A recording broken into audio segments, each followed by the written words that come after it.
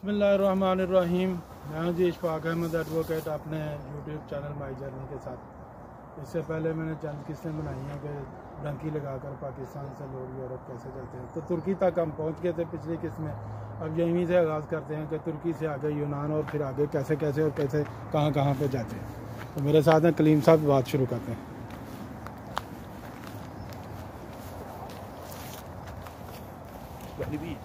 तो कलीम भाई, अब बंदा जो ना तुर्की पहुंच गया,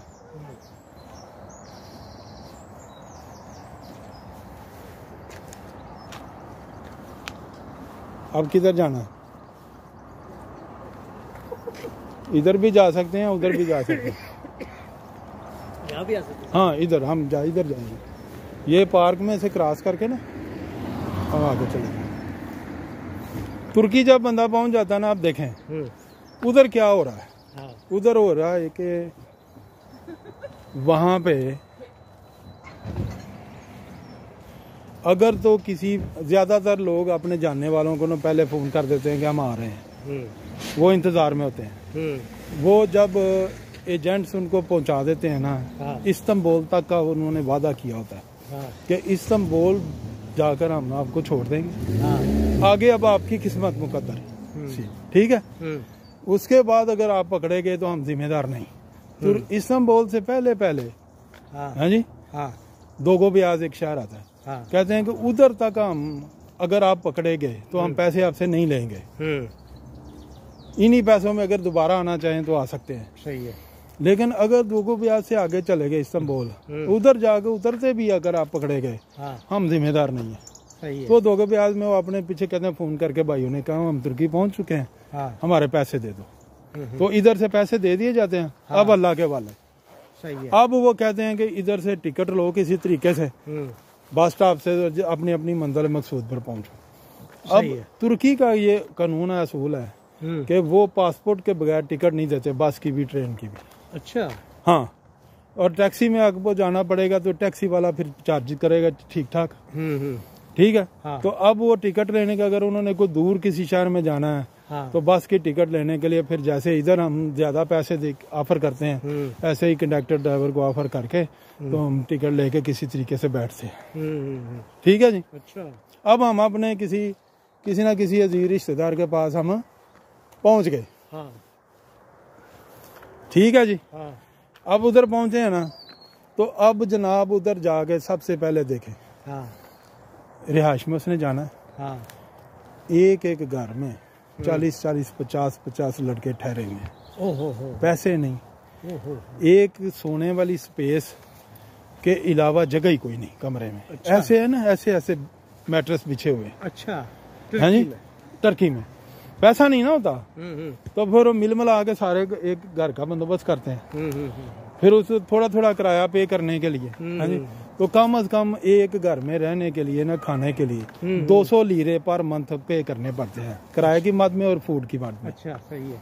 ठीक है। सही है। जाते ही उन्होंने कहना है, भाईजान आप आ गए, अब आपने खाना पीना है, 200 लीरा जमा करा दें। सही है। ठीक है। हाँ। अगर तो कोई किसी का भाई, कोई कजन, कोई आगे पीछे चाचा मामा है, तो वो कहता है बेफिक्र हो, मैं पे कर देता हूँ। नहीं तो फिर बंदे को पे करना पड़ता, नहीं तो वो कहते हैं पाकिस्तान से मंगवा लो। मंगवा के उनको देना तो रहना शुरू करना है। अब दाल रोटी जो उधर पकती है, सारे मिलके पकाएंगे, सारे मिलके खाएंगे, सारे मिलके बर्तन धोएंगे, चूल्हा जलाएंगे, सब काम करेंगे। ठीक है जी। हाँ। अब वो बंदा कहता है कि जी अगर तो अमीर आदमी हो तो वो कहता है मैंने आगे जाना है। हमारे जैसा गरीब मातड़ आदमी हो तो वो कहता है भाई काम कोई लगवाओ यार, 4 पैसे कमाए, वालदैन के इतने पैसे लगा के पहले आए हैं। तो फिर जो हम वो काम लगे होते हैं बेचारे, वो कपड़े का ज्यादा काम है, जूतों का आगे पीछे, तो वो कहते हैं आ जाओ मेरे साथ, मैं मालिक से बात करता हूँ। मालिक से बात करता है तो वो जनाब अली, इसकी जो आम मजदूर की सैलरी शुरू होती है ना, वो 1000-1200 लीरे से शुरू होती है पर मंथ। जैसे जैसे वो काम कारीगरी होता जाता है तब तक बढ़ते जाते हैं। अगर को 1-2 साल किसी को काम करते हो जाए तो 3-4 हज़ार लीरे तक भी पहुंच जाता है। अदरवाइज 1000-16 के दरमियान ही रहता है। ओके। 1000 लीरा या 1600 लीरा। 1 लीरा कितने का है?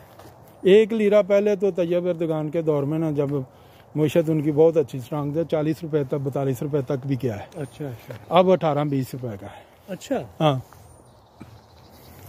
तो वो जनाब उससे जो जितने भी वो कमाता है ना, उससे बेचारे के बस अखराजात, वो लिबास वगैरह, फिर उसमें जैकेट्स वगैरह, आने जाने के खर्चे वो पूरे करने उसको पड़ते हैं। हाँ जी, घर भेजने की पोजीशन में नहीं होता। जो बड़ा कफायत शार हो, बड़ी मैनेजमेंट करके जो करे, वो जनाब कोई ना कोई 25-30 हज़ार घर भेज ही देता है कि चलो यार घर की फैमिली का कोई मदद हो जाएगी। ठीक है ना, अदरवाइज वो वहाँ जमा करता है कि यार मैंने आगे जाना है। अच्छा, ये तो हो गए खुश नसीब लोग जो किसी मंजिल पे अब पहुंच गए, काम पे लग गए। अब वो उधर ये काम अब बहुत जोरों शोर से अब बड़ा कम हुआ है। पहले बड़ा जोरों शोर था कि उधर हमारे ही हम मुल्क हमें मिलते थे स्टेशनों पे, बस स्टॉपों पे, वो देखते थे इधर हो जाए कि बंदा भी यार वो मददगार खड़ा है। अस्सलाम वालेकुम भाईजान, किधर से हैं? मैं जी पाकिस्तान से। हेलो हेलो, देखो कैसा खूबसूरत। अच्छा, ब्यूटीफुल ब्यूटीफुल बॉय, देखो कैसे मालिक की बात इसने मानी। अच्छा जी, वो खड़े हैं, आप मिले हैं, भाईजान किधर से हो? मैं पाकिस्तान। अच्छा, मैं भी पाकिस्तानी हूँ यार। पाकिस्तान किधर से हो? पंजाब से हूँ। मैं भी पंजाब से हूँ। लाहौर से हो? गुजरात। मैं जी लाहौर से हूँ, फलान जगह बहावलपुर से। यार मैं भी उधर ही का ही हूँ। वो बंदा कहता है कि यार ये तो मुझे शुक्र है मेरा हम वतन मिल गया, दाखाना मिल गया है, दाखाना मिल गया। तो वो कहते हैं इधर क्यों खड़े हो? यार मैं इंतजार कर, और छोड़ो आओ मेरे साथ रहो, खाओ पियो मौज करो, फिर तुम्हें बताते हैं यहाँ पर जिंदगी गुजर। उसको साथ लिया, घर में ले गए। घर में जाके जनाब उसको बिठाया, बाहर से कुंडी लगा दी। ओहो, थोड़ी देर बाद 2-3 आदमी इकट्ठे हो गए, डंडे हाथ में पकड़े हुए। चल बेंचेस घर फोन कर, पैसे मंगवा। अच्छा, हाँ जी। उसको काटते हैं, जगह जगह से जख्म लगाते हैं, मारते हैं, पीटते हैं, भूखा रखते हैं, पैसे मंगवा। अच्छा, हाँ जी। अब उसको पता ही नहीं ये कौन सी गली है, कौन सा मोहल्ला है, मैं किस जगह पे हूँ, किस में। कहता है मुझे मार देंगे, पैसे इनको भेजो। कभी 50,000 मंगवा लिया, कभी लाख, कभी 2 लाख, जितना मंगवा सकते हैं ना।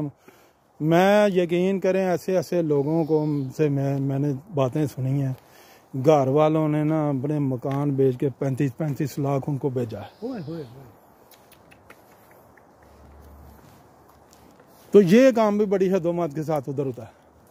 अभी भी है, अभी बड़ा काम हुआ है। जब ये रिपोर्ट्स आई हैं ना मीडिया में, फिर वहाँ की गवर्नमेंट ने जरा सख्ती की है, उन्होंने गैंग पकड़े हैं, फिर जाके अभी थोड़ा काम हुआ है, लेकिन मुसलसल अभी भी जा रहा है। जो जराइम पेशा लोग हैं, आप पता है बदमाशी से बात आते हैं।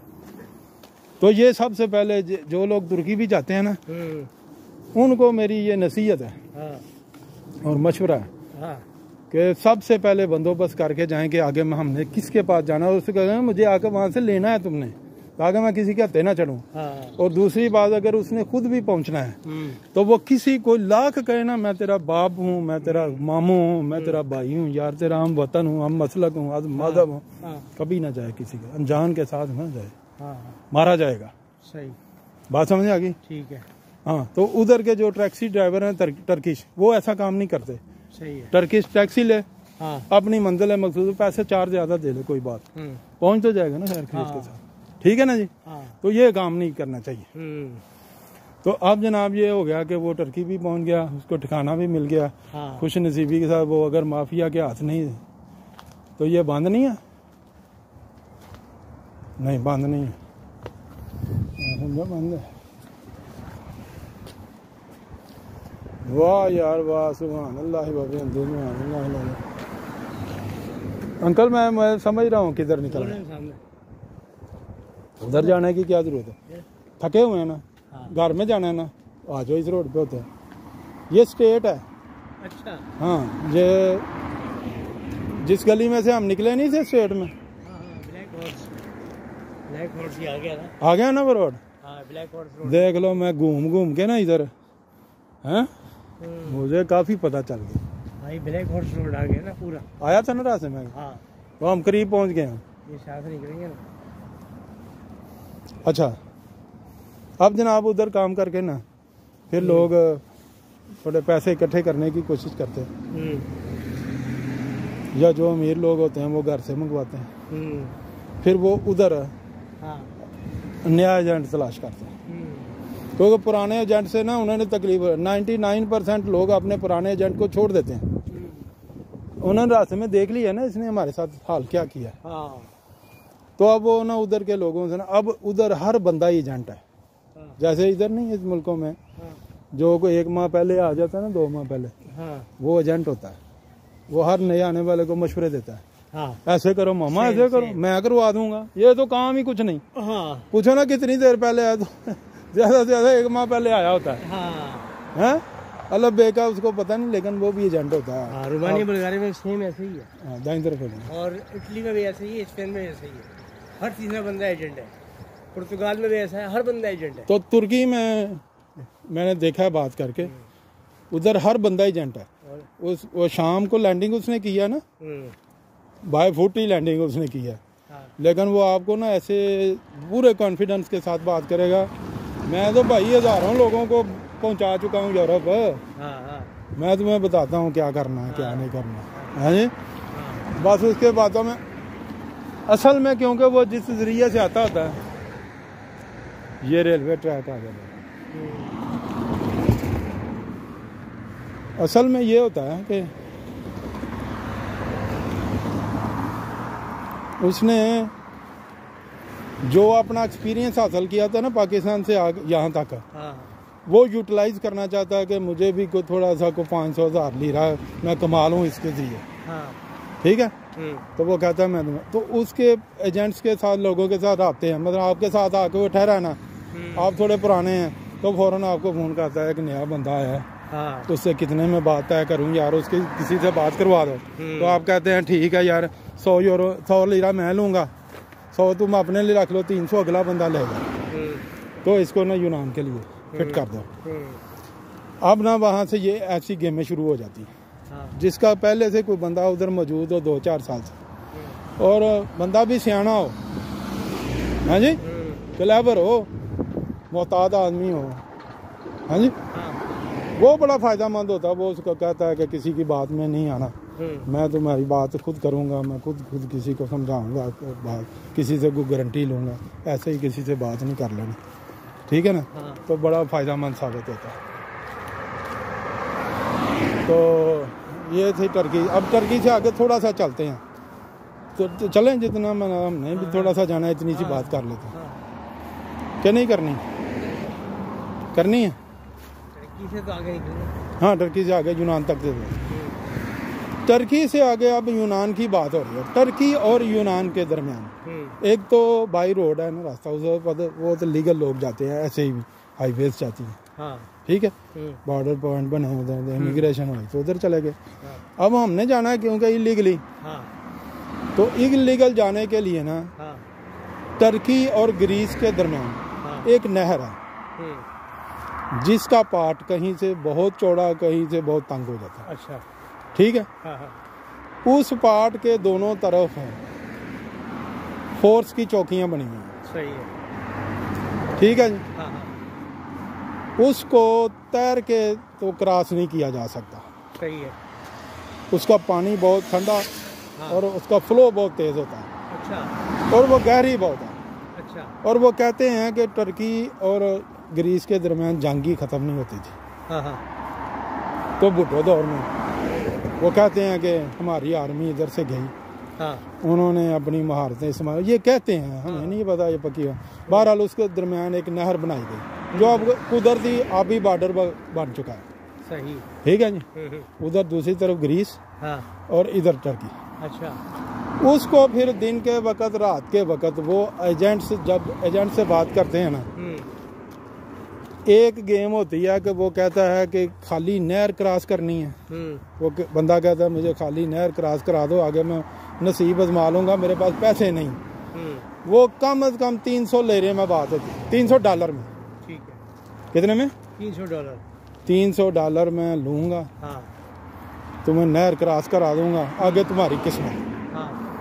कोई बंदा कहता है कि अच्छा ग्रीस के ना एक मेन शहर है अभी मेरे ध्यान से निकल गया उस शहर तक से जाने से पहले आदमी पकड़ा जाए ना तो ग्रीस वाले उसको वापस टर्की डिपोर्ट करते हैं। ठीक है। अगर उस शहर तक पहुंच गया तो फिर वो उसको डिपोर्ट नहीं करते, फिर वो आगे चला जाता है। अच्छा, कैपिटल में। सही। लेकिन अगर वो कैपिटल से पीछे भी अगर पकड़ा जाए ना तो उसको फिर डिपोर्ट नहीं करते। अच्छा। उसको फिर असाइलम सेंटर में भेज देते हैं। सही। उधर से उसको एक लेटर दे के ना, हाँ। एक वार्निंग होती है कि 1 माह के दौरान या 2 माह के दौरान हमारा मुल्क छोड़ दो। उस वक्त हम लीगली इधर रह सकते हो। हाँ। हैं तो चले जाओ। मतलब तुझी अब ना यूनान के अंदर बंदा उस लेटर पे जो पुलिस इशू करती है, हाँ। उसको ना उधर की जुबान में खरती बोलते हैं। क्या बोलते हैं? खरती। खरती। कैसी इन्फॉर्मेशन मैं आपको दे रहा हूँ, एक एक चीज़ बता दूँ। हाँ। वो खरती बना के पुलिस दे देती है थाने में। हाँ। वो कहती है कि इस पे तुम ट्रैवल कर सकते हो, टिकट खरीद सकते हो, बस की, ट्रेन की, हमारा मुल्क छोड़ दो। सही है। वो ये नहीं कहते कि तुम वापस टर्की चले जाओ। नहीं, वो कहते हैं आगे जाना आगे चले जाओ, पीछे जाना पीछे चलो, दाएं जाना दाएं चले जाओ, बाएं जाना बाएं चले जाओ, लेकिन हमारा मुल्क छोड़ दो। सही है। हाँ। ठीक है जी। हाँ।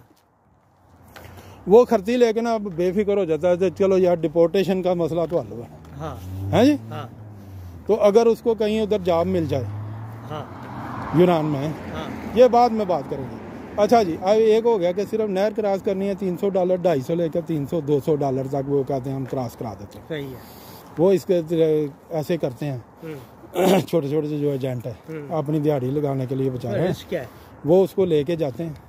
एक बोट का और मुकामी बंदे का उन्होंने पहले बंदोबस्त किया था। वो मुकामी बंदा उधर बोट लेके पहुंचा होता है। सही है। वो मुकामी बंदे ने उसको क्रॉस कराना है। सही हैं, या अपने एक बंदा साथ अपना भी होगा एजेंट, है। तो वो उधर इकट्ठा कर लेंगे रात के वक्त, दिन के वक्त, जब वो समझेंगे कि बेहतर है उस वक्त बोट डालेंगे। 10-10, 15-15, 20 आदमी करके वो दूसरे किनारे पे उतारते ही वापस आ जाते हैं। हाँ। हाँ। कहते हैं दौड़ लगा दो, अब हाँ। जिधर जाना है जाना, बच गए तो बच गए, ना बच गए ना। ये तो है छोटी सी गेम। अच्छा, फायरिंग हो जाए? फायरिंग अमूमन नहीं करते, पहले करते थे, लेकिन फिर ये ह्यूमन राइट्स वालों ने शोर डाला ना। हाँ। हाँ। तो इन्होंने कहा नहीं, इंसानियत को ऐसे मारा नहीं जा सकता। हाँ। हाँ। गरीब गुरबा लोग आते हैं, हाँ। इतना जुर्म नहीं किया कि उनको जान से मार दो। अच्छा। तो पहले उन्होंने कुछ केसेस किए हैं, फिर ह्यूमन राइट्स वाले उठे, हाँ। अल्लाह ताला इनको जज़ाए खैर दे, हाँ। फिर लोगों की जानें बच गई। अच्छा। हाँ जी। सही। अब अगर पकड़े जाते हैं ना, तो वो पकड़ के अपनी चौकी पे ले जाते हैं, उधर तलाशी वगैरह लेते हैं, पूछते हैं किधर से है, फिंगरप्रिंट्स लेते हैं, कंप्यूटर रिकॉर्ड बनाते हैं, और फिर उनको वापस लेके उसी मुकाम पे आते हैं, अपनी कश्ती में डालते हैं। कश्ती में डालने से पहले जी भर के मारते हैं। नहीं समझ में आई? 2-2, 3-3 ना टोलियों की शक्ल में खड़े हो जाते हैं। एक इधर, एक 10 फुट से ऊपर, फिर एक 10 फुट। एक पीछे से मारता है, वो दौड़ के आगे जाता है, फिर दूसरे पार्टी मारती है, उससे फिर जान बचा के आगे दौड़ता है, तो तीसरी पार्टी मारती है, वरना यानी कि वो कहते हैं कि दोबारा ना इधर आए। अच्छा।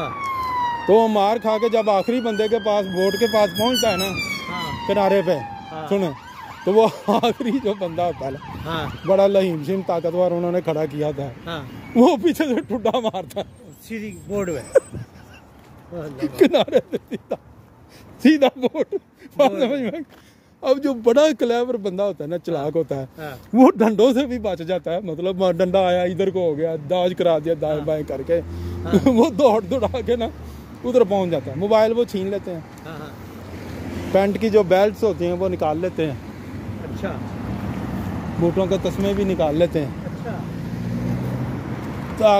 ताकि बूट भी उतरवा लेते हैं। अच्छा। नंगे पाँव जाओ। अब जनाब नंगे पाँव कितना आदमी चलेगा? बाद अगर बर्फीला मौसम हो तो बर्फ में ठिठर के उधर भी लोग मरते हैं बॉर्डर पे, ठीक है ना। कपड़े सारे उतार लेते हैं, ताकि अंडरवियर तक उतार लेते हैं। तो अब बर्फ पड़ी हुई है, आपके जनाब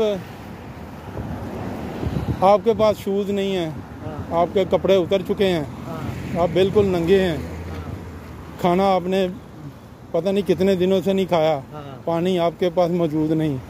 इंसान की हिम्मत है ना, कितनी हिम्मत करेगा। और फिर ज़्यादातर नौजवान होते हैं, 18-20 से 16 साल से लेकर 20-25 साल के, और अगर कोई इससे भी 30-35 साल का, उसके अंदर तो कुफ्ते मुताबिक से पहले ही बहुत कम हो चुकी है। वो भाईजान बड़े धक्के खा के जो बदकिस्मत होते हैं फिर वो वापस आ जाते हैं। जो खुशकिस्मत है ना वो आगे अब ग्रीस पहुंच गए। सही है। हाँ जी। हाँ। ग्रीस जब पहुंच गए ना, तो फिर अगर किसी का कोई उधर अपना है हाँ। तो वो स्टेशन पे बस स्टॉप पे लेने आ गया, हाँ। लेके अपने घर चला गया, तो उसी तरह रहना है जैसे तुर्की में रहा। सही। 40-40, 50-50 लोग एक घर छोटा सा लिया हुआ है, एक कमरे में 20-20, 30 सब घुसड़े हुए हैं। हाँ। ठीक है ना। हाँ। पैसा नहीं, हाँ। आमदन का कोई जरिया नहीं। हाँ। तो अगर किसी का नहीं तो वो बेचारा फिर साइलेंट सेंटर में धक्के खा रहा है, फुटपाथों पे पड़ा हुआ है, पार्क पे सर्दी में ठिठर रहा है, शापर लेके सड़कों पे लेटे हुए हैं। हाँ। नहीं समझे आप। और फिर जो मुखैर हजरात, हर कौम में अच्छे लोग होते हैं, वो फिर ना आते हैं, किसी को कंबल दे दिया, किसी को बूट दे दिए, किसी को कपड़े दे दिए। तो यार इनको को फूड घर से ले आता है, कोई पैक करवा के ले आता है फूड। अच्छा। तो आगे कहता है कि ये लो यार खा लो, बेघर लोगों को जो मदद करना है। तो ऐसे अच्छे लोगों के जरिए फिर थोड़ा काम थोड़ा चलता है। अच्छा। उनका। हाँ जी। तो ये जनाब अली पहुंच गया किधर, यूनान तक कोई बंदा पहुंच गया, उसको खर्ती मिल गई है। हाँ। खर्ती जिसको नहीं मिली उसको भी फिर कोई अच्छा बंदा मिल गया, तो उसने कहा भाई चल पुलिस स्टेशन चल, तेरी खर्ती तो बनवाए, तेरा इलीगल स्टेटस तो खत्म हो ना थोड़ा सा। हाँ। सुकून तुझे मिले तो फिर अगली बात सोचते हैं भाई। तो वो फिर कोई रहनुमाई किसी ने कर दी। तो यहाँ तक जनाब हम यूनान पहुँच गए हैं। यहाँ तक हमारी किस्त का खात्मा हुआ। ज़रूरी लेकिन बहुत ही मुख्तसर सी ब्रीफ सी मालूमात मैंने सबको दे दी हैं जो अमूमन लोगों को पास नहीं होती। हाँ। तो इधर चले जाएं पर इधर ये गाड़ी रुक गई है। हाँ, रुकी हुई है, चले जाते हैं। ठीक है जी। तो अब लेते हैं इजाज़त। यहाँ खड़े होकर ग्लव से करो हैं।